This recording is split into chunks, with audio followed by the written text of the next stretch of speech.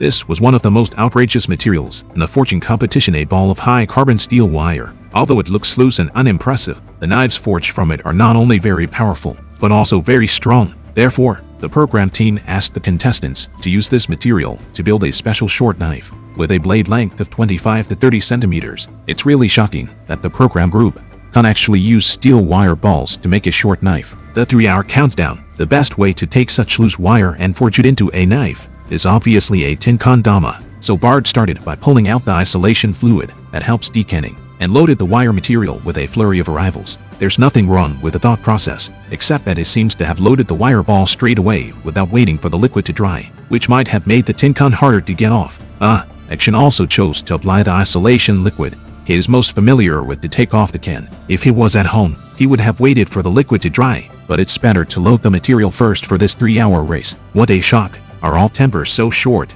Irelia, on the other hand, although she has never done a tin condama, followed suit by applying the barrier solution. After all, a tin condama that doesn't take off the can is too hard for him. Of the 4, only Olaf went straight to material loading. This way, he could already happily sharpen his knife, while the others were busy stripping the cans. At the same time, Olaf squeezes the tin cans to ensure that no big air bubbles are created inside, which can be said to have greatly improved the chances of molding the cans. An hour passed and Action heated the cans, fused them, and then added a vise to start stripping them. It was quick, but it was only when I opened the lid that I realized I'd won the lottery. Another con. Suffice it to say that the internal wire was not fused at all. Now that it was made like this, he couldn't even think of not redoing it. And this time, he decides to forgo applying the isolation fluid. After all, with the time it takes to take the can off, I'm afraid the embryo will have long since worn clean. Bard, after a wave of fierce rush, directly squashed the tin condama. He didn't expect to come up, but the tin con surprised him by falling apart like this.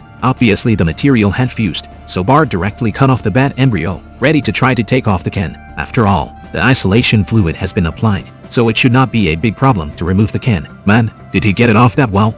As for Olaf, who didn't apply the liquid, after confirming the fusion of the box, he directly took advantage of the situation to elongate the steel embryo. This fusion effect, looking at powerful bend, was in all. With a little more calcination next, he was ready to forge the blade shape. After Irelia forced the tin cans, she also started to take the skins off the cans, who thought that the tin cans would never come off because the steel blanks were too tight. Considering the time, he decided to make a new can. It's really commendable that he was able to correct it in time, but then he pulled out the isolation fluid. Seeing this made me want to knock it out of his hands, and Action's second con of boxwood not only completed the forging, but even cut the sides and realized that the fusion was still very good. All that's left to do is to extend and elongate it, and then we can try forging it. Looks like it's just great without the liquid. In the last hour, Bard stretched the steel and realized that there were a few small cracks in the sides. Not a big problem, though, so he just torches it to reinforce it. Irelia, on the other hand, forged and elongated the second con of Boxmaster, which not only fused brilliantly, but also came off the con very quickly. But he's got to hurry. After all, there's only 20 minutes left.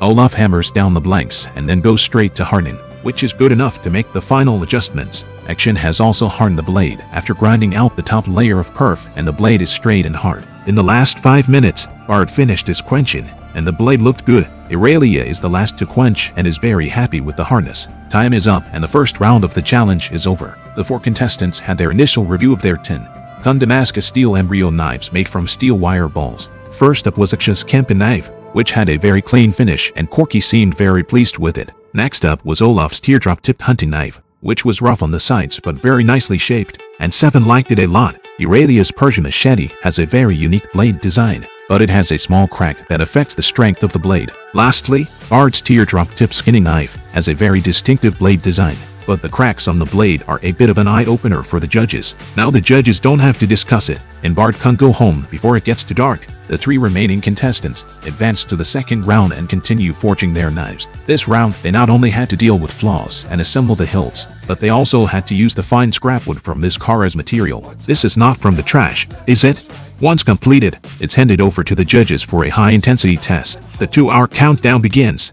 Irelia picks up the blade and goes straight to work on the cracks. His is the roughest of the 3. After all, Action, on the other hand, first picks out a piece of preserved wood from the garbage, and then sets it up on the grinder to work on the heavy blade. As for Olaf, he cut a thick, short piece of wood to be used as a handle fitting, since his knife was more finished. There was quite enough time. After Irelia finished sharpening her knife, She first put it in an acid bath, while she cut a piece of bracket wood for the handle, and the guard was made of brass, which was easy to handle. In the last hour, Action also found a piece of brass for the handguard and finished assembling it after drilling the holes. Olaf's hilt came to a close, and the hilt fittings were secured with heat hammering flat. Now all that's left to do is to shape it in a holiday day. Action, on the other hand, is ready to add some resin glue after he finishes sharpening the hilt, so that the flattened hilt will feel better in his hand. Irelia finished fitting the hilt and even went straight to the blade sharpening. After all, time was running out for him to stand around and wait. Time was up and the second round of fighting was over. First up was the strength test of the vigorous Ben stabbing a trash can,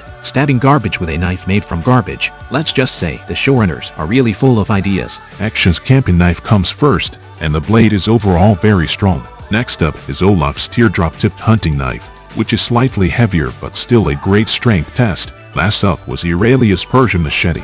The blade could be described as completely undamaged, and the handle felt very comfortable in the hand. Round 2 was a sharpest test of 7 sandbag chopping.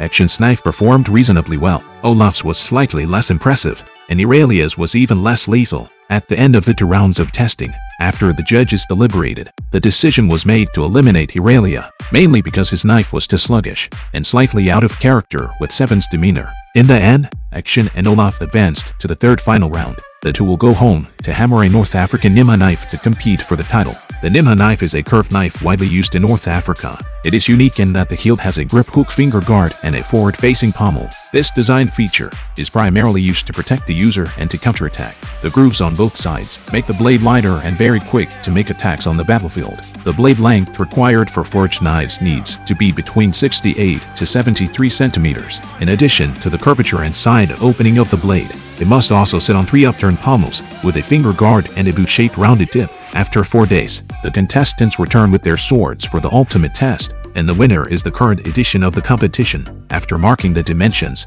Olaf started with the grooves on the side of the blade. Then heated the steel, forged it intensely, and gradually curved the blade from the tip down. It's easy to see from the rudimentary equipment that he's a handyman, and he's hammered his way to the top of the blade.